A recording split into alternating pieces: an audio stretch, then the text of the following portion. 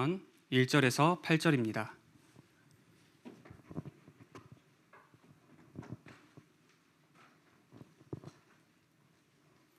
성경을 다 찾으시고요.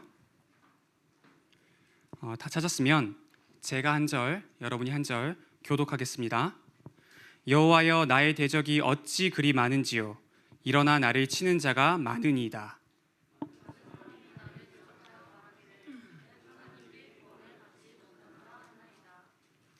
여호와여, 주는 나의 방패시요 나의 영광이시요 나의 머리를 드시는 자이시니이다.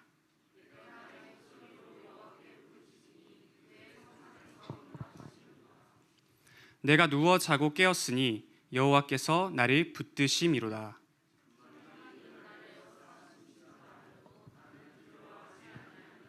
우리 7절과 8절은 함께 읽겠습니다. 시작. 여호와여, 일어나소서. 나의 하나님이여, 나를 구원하소서. 주께서 나의 모든 원수의 뺨을 치시며 악인의 일을 꺾으셨나이다. 구원은 여호와께 있사오니 주의 복을 주의 백성에게 내리소서. 아멘. 우리 청소년국의 여름 훈련의 방향은 말씀, 기도, 전도, 개인화입니다. 어제 시작해서 오늘까지 진행하고 있는 이 학예 수련회는 말씀 개인화를 위한 훈련이고 8월 19일에 시작해서 3주간 진행하는 렘넌트 스쿨은 기도 개인화를 위한 훈련이에요. 그리고 전도 개인화를 위한 훈련이자 동시에 이 모든 훈련의 최종 목적지는 9월 7일 토요일 밤 이 자리에서 진행하는 새친구 초청잔치 NFC예요. 지금 여러분이 이러한 그림하에 인도받고 있다는 것을 잊지 마시고 이 안에서 나의 말씀, 나의 기도, 나의 전도의 응답을 받으시길 바랍니다. 시편은 총 150편으로 구성되어 있는데요. 그 중에 1편과 2편은 서론이고요. 146편에서 150편은 결론이며 그 가운데 있는 3편에서부터 145편은 본론입니다. 그러니까 오늘 함께 살펴볼 시편 3편은 그 본론의 첫 번째 시인 거죠. 특별히 이 시편 3편은 아침의 기도라고 불리는데요. 이것은 5절에 내가 누워 자고 깨었으니 라고 나오기 때문이에요. 이 시인이 누워 자고 깨어서 아침에 기도한 거죠. 그래서 오늘 설교 제목이 굿모닝 갓 이기도 한 것이고요. 그럼 이제 이 아침의 기도라고 불리는 시편 3편을 함께 살펴볼 건데요. 이 시편은 제 인생에 있어서 가장 큰 힘과 위로를 준 시편 중 하나거든요. 아마 여러분에게도 그렇게 될 것입니다. 그래서 좀 마음을 활짝 여시고요. 어제 다들 많이 먹고 또 늦게 자서 피곤하시겠지만 여러분을 향한 하나님의 말씀을 꼭 붙잡으시길 바랍니다. 우리는 표제를 시작으로 이 두 절씩 묶어서 살펴보겠습니다. 먼저 1절과 2절에는 다윗의 탄식이 나오고요. 3절과 4절에는 여호와에 대한 믿음이 나와요. 이어서 5절과 6절에는 그 믿음의 결과로서의 확신이 나오고요. 마지막 7절과 8절에는 간구가 나와요. 우리 순서대로 하나씩 살펴보겠습니다. 먼저 이 시편 3편에는 한 가지 표제가 붙어 있어요. 성경을 보면 이 시편 3편 위에 한 글귀가 적혀 있죠. 여러분 한번 성경책 보시고 우리 함께 그 표제를 읽어봅시다. 시작. 다윗이 그의 아들 압살롬을 피할 때에 지은 시. 우리는 이 표제를 통해서 이 시를 지은 시인이 다윗이라는 것과 그가 이 시를 지은 배경이 사무엘하 15장에서 17장에 나오는 압살롬의 반란이라는 것을 알 수 있어요. 이 압살롬은 다윗의 셋째 아들이었는데요. 그가 얼마나 잘생겼던지 성경은 그가 발바닥부터 정수리까지 흠이 없었고 당시 이스라엘 사람들 가운데 그보다 더 아름다운 사람은 없었다고 말해요. 지금으로 말하면 차은우 같은 존재였던 거죠. 이스라엘의 차은우. 그런데 이러한 그가 아버지 다윗의 왕권을 노리고 반란을 일으킨 거예요. 당시 아버지였던 다윗의 심정은 어땠을까요? 사랑하는 아들이 자신을 죽이려고 군대를 동원해서 일어났어요. 이 아버지의 가슴에 대못이 박힌 거죠. 더욱이 이 사건은 이 다윗이 지은 범죄로 말미암은 징계이기도 했어요. 여러분이 잘 아시다시피 다윗은 자신의 충성스러운 부하 우리야를 사지로 몰아 죽였고요. 그의 아내 밧세바를 빼앗았어요. 그리고 이로 인하여서 하나님께 용서를 받긴 했지만 징계도 동시에 받았어요. 그래서 이 자신의 인생에서 가장 치욕스러웠던 범죄, 그 잘못, 그 실수를 떠올리게 만든 이 징계는요, 이 압살롬의 반란 사건은요, 분명 그에게 있어서 정말 고통스러웠을 겁니다. 그래서 이 시의 장르는 애가로 분류돼요. 애가, 슬픈 노래죠. 실제로 다윗은 이 사건으로 인해 머리를 가리고 맨발로 울면서 도망갔어요. 사무엘하 15장 30절입니다. 다윗이 감람산 길로 올라갈 때에 그의 머리를 그가 가리고 맨발로 울며 가고 그와 함께 가는 모든 백성들도 각각 자기의 머리를 가리고 울며 올라가니라. 이제 1절과 2절에서 다윗은 자신이 처한 상황을 묘사합니다. 나의 대적이 어찌 그리 많은지요. 일어나 나를 치는 자가 많으니이다. 많은 사람이 나를 대적하여. 이 많다라는 단어를 3번이나 반복하는데요. 이것이 그가 처한 상황이었어요. 그의 대적이 너무 많았어요. 그래서 사방으로 우겨쌈을 당했어요. 왜냐하면 이 사무엘하 15장 13절을 보면요, 당시의 이스라엘의 민심이 전부 다 압살롬에게로 가버렸거든요. 압살롬이 대세였어요. 모두 다 압살롬을 따르지 다윗을 따르지 않았어요. 그러면서 그 대적들은 다윗을 이렇게 비방했습니다. 다윗은 하나님께 구원을 받지 못한다. 하나님께서 그를 버리셨다. 대표적으로 시므이라는 사람이 이 다윗을 비방했는데요. 그는 이 도망가는 다윗을 따라가면서 돌을 던지면서 저주하고 비방했어요. 사무엘하 16장 7절에서 8절을 보면 그가 비방한 내용이 나오는데요. 다윗을 향하여 피를 흘린 자여, 사악한 자여, 가거라, 가거라. 사울의 족속의 모든 피를 여호와께서 내게로 돌리셨도다. 그를 이어서 네가 왕이 되었으나 여호와께서 나라를 내 아들 압살롬의 손에 넘기셨도다. 보라, 너는 피를 흘린 자이므로 화를 자초하였느니라. 아마 이러한 대적들의 비방은 다윗에게 치명적인 상처를 안겨줬을 것이고 이로 인해 그는 절망했을 겁니다. 여러분, 우리는 이 다윗과 동일한 고통을 겪진 않을지라도 이와 유사한 고통을 경험하곤 해요. 사방에 대적과도 같은 문제가 가득할 때가 있잖아요. 앞을 보니 학업에 문제가 있고, 옆을 보니 진로와 미래의 문제가 있고, 또 다른 옆을 보니 인간관계에 문제가 있고, 뒤를 보니 가족 간에 문제가 있는 거예요. 사방에 문제가 있는 거죠.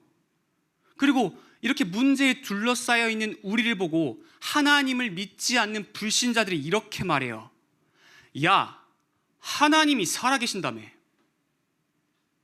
야, 너네 하나님이 너랑 함께 하신다며. 근데 너 문제 투성이네. 하나님이 너 버리신 거 아니야?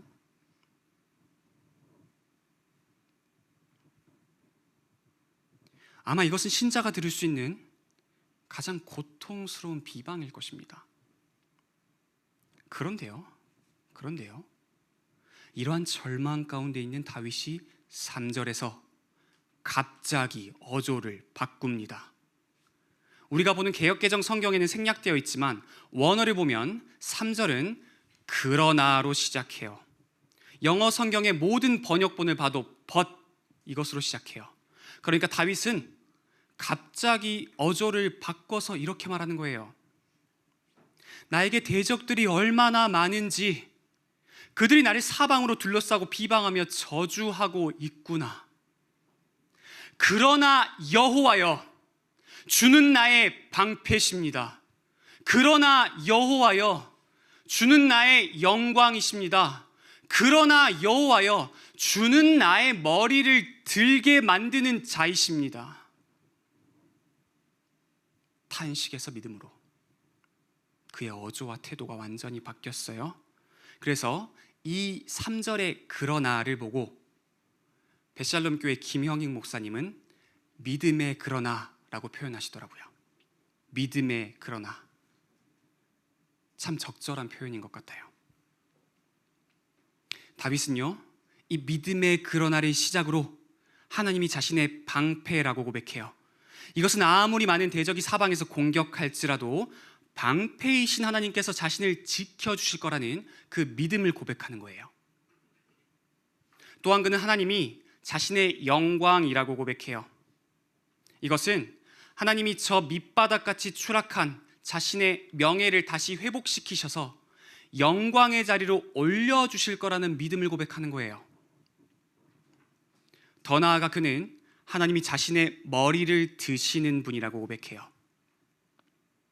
아까 다윗이 압살롬을 피해 도망치면서 머리를 가렸다고 했죠. 이 머리를 가렸다는 것은 수치를 당했다는 건데요. 그런데 하나님께서 머리를 가렸던, 수치를 당하고 있던 그 다윗의 수치를 회복시켜 주셔서 다시 머리를 들게 해주신다는 그 믿음의 고백인 거예요. 그러면서 다윗은 자신이 이렇게 하나님께 부르짖고 있으니 하나님이 자신의 성산, 거룩한 산에서 응답하실 거라고 믿음을 고백합니다. 이 성산, 거룩한 산, 이것은 시온산을 말하는데요. 이 당시의 시온산에는 하나님의 임재를 상징하는 언약궤가 있었고요. 그러니까 다윗은 지금 자신은 이 압살롬을 피해 광야에 있지만 시온산, 그 가운데 좌정하고 계신 하나님께서 역사하셔서 자기의 기도에 응답하실 거라고, 자기를 도우실 거라고 그 믿음을 고백하고 있는 거예요. 자, 이제 여기에서 저와 여러분이 주목해야 할 것이 있습니다. 무엇이 1, 2절에서 절망 가운데 탄식하고 있었던 다윗을 3, 4절의 믿음의 고백으로 이끌었냐는 거예요. 어떻게 다윗이 이토록 놀라운 전환을 맞이할 수 있었던 겁니까? 이것은요, 이 시편 3편이 어떻게 시작했는지를 보면 알 수 있어요. 여러분, 이 시편 3편은 이렇게 시작합니다. 여호와여. 여호와 하나님께 부르짖으면서 시작해요. 여호와여. 무슨 말이에요? 이 다윗이요, 우리가 아까 찬양했던 것처럼 하나님을 바라봤다는 거예요. 그의 시선이 하나님께로 향했다는 거예요. 그는 많은 대적 앞에서 자신을 도와줄 사람을 찾지 않았어요. 하나님을 찾았어요. 그는 대적들의 공격 앞에서 전략을 세우지 않았어요. 여러분, 사실 다윗이 수많은 전투에서 승리한 전쟁 전문가잖아요. 어떻게 하면 내가 살고 상대방을 죽일 수 있는지 딱 보면 각이 나오는 전쟁 전문가예요. 그런데 그가 자신의 전문성을 발휘해서 전략을 세우지 않고 하나님을 바라봤어요. 하나님께 시선을 뒀어요. 그리고 이 하나님을 바라봄 가운데 믿음의 그러나가 시작된 거예요. 만약 그가 눈앞에 닥친 문제를 해결하기 위해 사람을 찾고 전략을 세우는 것에 몰두했다면 그에게 믿음의 그러나는 시작되지 않았을 거예요. 신자에게 있어서 이 믿음의 그러나가 시작될 수 있는 유일한 길은 하나님을 바라보고 하나님께 부르짖는 기도밖에 없거든요. 진짜 기도밖에 없어요, 여러분. 그리고 이제 5절과 6절은 이 믿음의 그러나가 가져온 충격적인 결과를 보여줍니다. 우리 5절과 6절을 한 목소리로 천천히 읽겠습니다. 시작. 내가 누워 자고 깨었으니 여호와께서 나를 붙드심이로다. 천만인이 나를 에워싸 진친다 하여도 나는 두려워하지 아니하리이다. 1, 2절의 다윗의 상황을 생각할 때 어떻게 그가 이토록 확신에 찬 태도를 지닐 수 있었던 겁니까? 심지어 아직 그 힘든 상황이 끝나지 않았어요. 문제가 그대로 남아 있어요. 그런데 어떻게 그가 이런 확신 가운데 평안할 수 있었던 겁니까? 이것이 바로 믿음의 그러나가 가져오는 충격적인 결과인 겁니다. 여러분, 조금만 생각해 보면 이건 진짜 충격적인 결과예요. 어두운 밤은 대적에게 기습을 당할 수 있는 최적기예요. 무방비 상태로 적에게 노출되는 가장 위험한 시간이죠. 특히 광야에서는 더더욱 그래요. 그런데 이 극한의 상황에서 누워 자고 깼대요.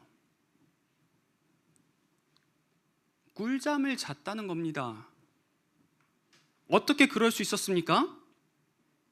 하나님이 자신을 붙드심을 확신했거든요. 가장 위험한 시기에도, 무방비에 처해 있던 그 시기에도 하나님이 자신을 보호하신다는 것을 확신했거든요. 더 나아가 다윗은 천만인이 에워싸 진을 친다 할지라도 두렵지 않다고 고백했어요. 여러분, 이 천만인에서 천만인, 이 인은요 그냥 사람들을 말하는 것이 아니라 원어를 보면 문맥상 군대를 말하는 겁니다. 그러니까 정확하게 번역하면 천만대군인 거예요. 그런데 사실 이것은 과장법이기도 해요. 실제로 천만대군이라는 숫자가 다윗을 쫓아가진 않았거든요. 그러니까 지금 이게 무슨 말이냐면 다윗은 과장법을 사용하면서 수천 명이든 수만 명이든 수억 명이든 무수한 군인들이 자신을 추격하고 심지어 자신을 에워싸 진을 치고 강력한 무기와 탁월한 전략을 가지고 공격한다 할지라도 두렵지 않다는 거예요. 전쟁의 소용돌이와 죽음의 위기 가운데 하나님과 그분의 보호하심에 대한 깊은 확신이 있었으니까요. 그리고 이제 그가 마지막으로 간구합니다. 이 구절이 정말 중요해요. 그래서 이 마지막 구절 중에 우리 7절만 우리 함께 읽겠습니다. 시작. 여호와여 일어나소서, 나의 하나님이여 나를 구원하소서. 여기서 가장 중요한 문장은 이것입니다. 여호와여 일어나소서. 여러분, 이 말은요 이스라엘 백성이라면 누구나 다 아는 말이에요. 아니, 그들에게 있어서 절대로 잊을 수 없는 말이에요. 아주 오래전에 이스라엘 백성이 애굽에서 나와서 광야를 지나갈 때 그들은 야영 생활을 했어요. 쉽게 말해서 텐트 생활을 했다는 거예요. 멈춰 있을 때는 언약궤를 중심으로 12지파가 텐트를 치고 지냈어요. 그러다가 이 광야에서 이동할 때는 텐트를 다 접어서 그 짐을 들고 언약궤가 앞장서면 그 뒤를 따라갔어요. 그런데 그렇게 이동하려고 할 때, 움직이려고 할 때 모세가 했던 말이 있습니다. 제가 읽어드릴게요. 민수기 10장 35절입니다. 궤가 떠나갈 때 모세가 말하되 여호와여 일어나사 주의 대적들을 흩으시고 주를 미워하는 자가 주 앞에서 도망하게 하소서. 광야길을 갈 때 제사장들이 하나님의 임재를 상징하는 언약궤를 들고 앞장서요. 백성들은 짐을 싸들고 이제 그 뒤를 따라가려고 해요. 이때 움직이기 전에, 즉 첫 발을 내딛기 전에 모세가 이렇게 외쳤습니다. 여호와여 일어나소서. 우리가 한치 앞도 알 수 없는 이 광야길을 또다시 걸어갑니다. 우리 앞에 대적들이 나타난다면 그들을 흩어주십시오. 우리 앞에 주님을 미워하는 자들이 나타난다면 그들이 도망가게 해주십시오. 여호와여 일어나소서.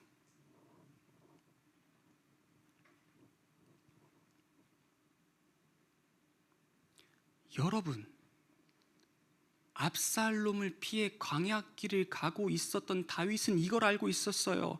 여호와여 일어나소서가 자신의 조상들이 광야길을 갈 때 외쳐 불렀던 행진곡이었다는 것을 그가 알고 있었어요.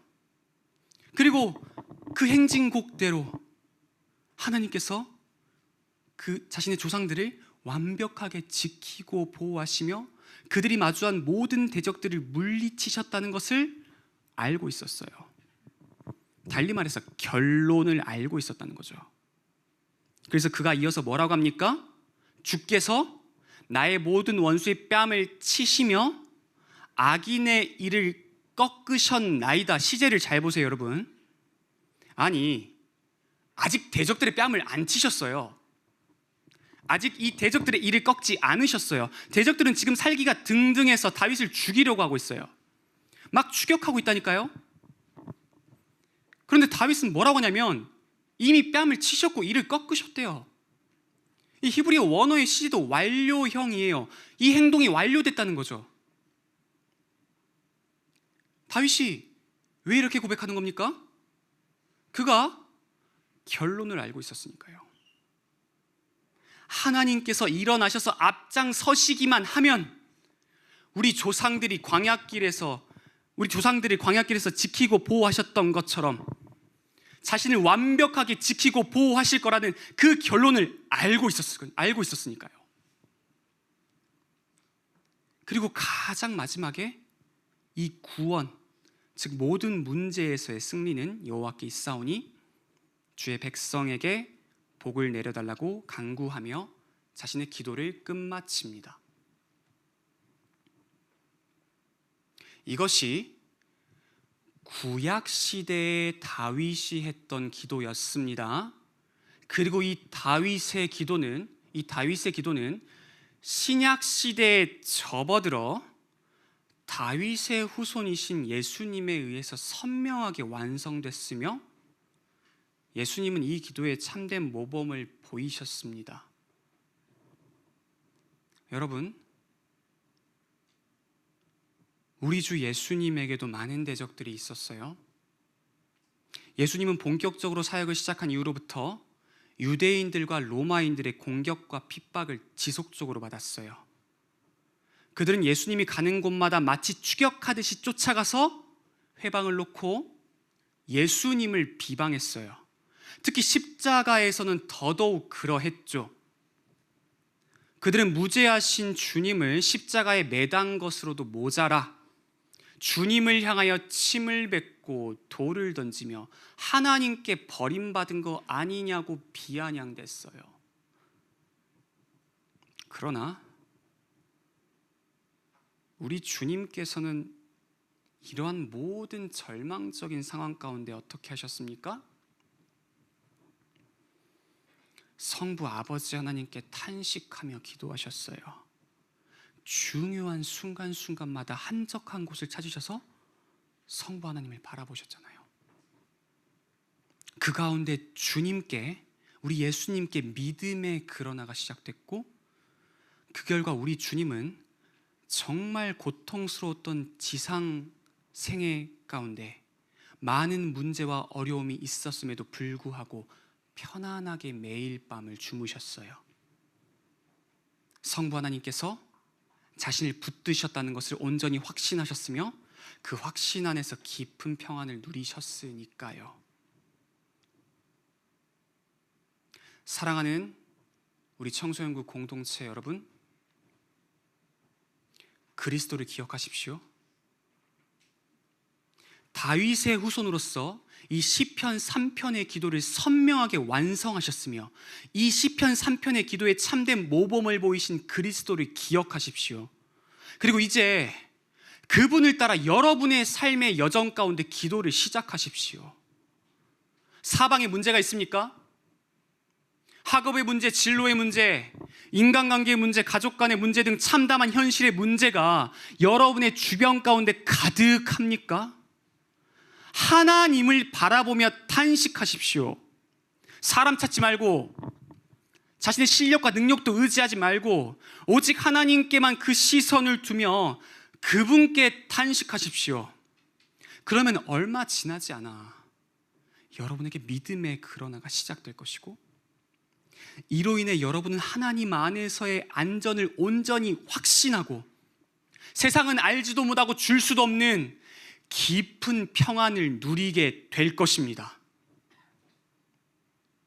특별히 이 기도를 아침에 시작하십시오.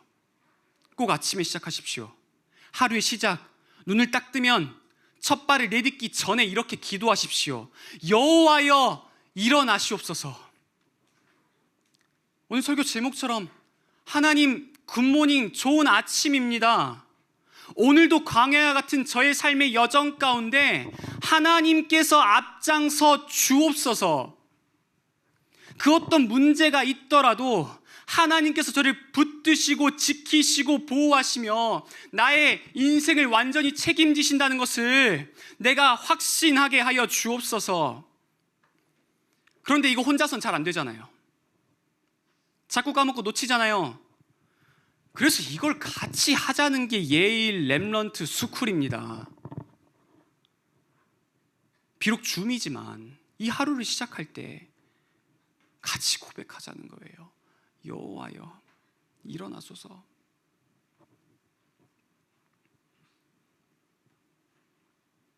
출애굽 이후 광야길을 갈 때 이스라엘 백성은 매일 이렇게 하루를 시작했어요. 그리고 이러한 그들의 발걸음을 통해 가나안을 비롯한 고대 근동 전 지역에 하나님의 이름이 선포됐고 하나님의 능력과 위엄과 영광이 드러났어요.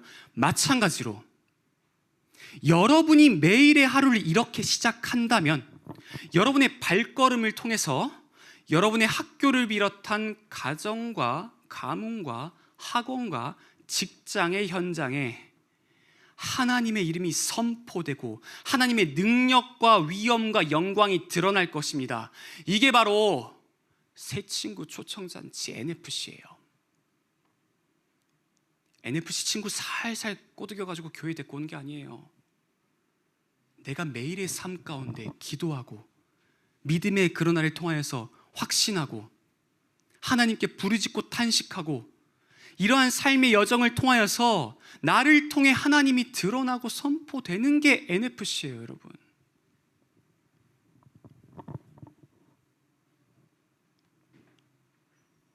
우리 사랑하는 청소년부 공동체, 우리 모든 선생님들과 모든 렘넌트들과 우리 모든 학부모님들에게 이러한 응답이 시작되길 주님의 이름으로 축복합니다.